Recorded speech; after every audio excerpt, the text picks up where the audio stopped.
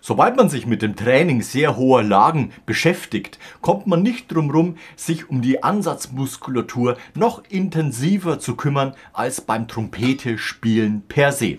Hier ist es immer wichtig, dass man sich trainiert mit unterschiedlichsten Gerätschaften, wie zum Beispiel Bleistift, das ist so der Einstieg.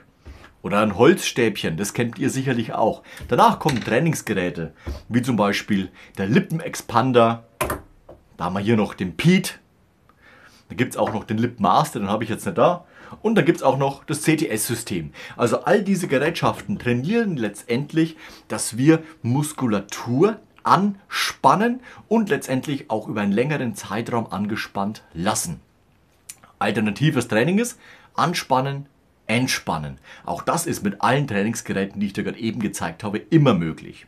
Du hast hier das Problem, dass du in einer normalen Lage gar nicht großartig merkst, wie viel Muskulatur da eigentlich notwendig ist oder wie sehr dieser Ringmuskel hier angespannt sein muss, dass in einer extrem hohen Lage der Druck, der im Körper entsteht, auch kontrolliert über unser Mundstück ins Instrument geht. Man merkt dann auf einmal ab einer gewissen Tonhöhe, da hält der Muskel nicht mehr stand, da geht zum Beispiel beim G3 auf einmal hier die Luft raus. Oder man merkt ganz deutlich, hier oben ist angespannt, aber ich habe zum Beispiel hier eine Schwachstelle, der Muskel lässt hier schneller nach als auf der gegenüberliegenden Seite.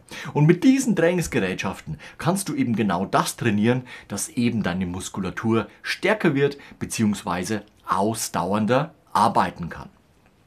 Welche Lage, das ist immer individuell, wo sowas passieren kann, aber du kannst zum Beispiel mit Trainings, dem Gegenüberstellen von Oktaven, immer herausfinden, da ist so der Punkt, bei dem es eben losgeht, wo der Muskel nicht mehr kontrolliert, stabil standhalten kann, diesem hohen Luftdruck, der eben im Körper entsteht.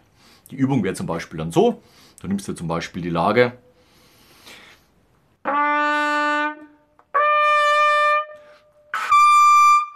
zum Beispiel mit E1, E2 und E3. Danach nimmst du dir eben einen Halbton höher, zum Beispiel das F.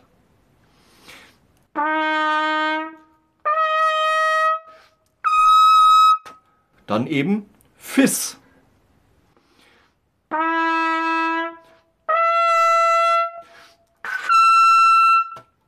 G.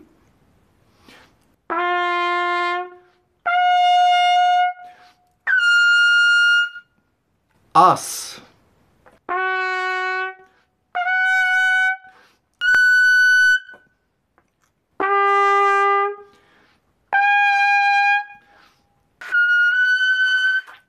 Und da merkt man schon, oh, da kriegt der Muskel auf jeden Fall nicht mehr die Spannung auf das Mundstück bzw. auf die Frequenz, dass dieser Ton eben gut kommt. Das heißt, hier auf jeden Fall nachtrainieren, damit ich diesem extremen Druck standhalten kann.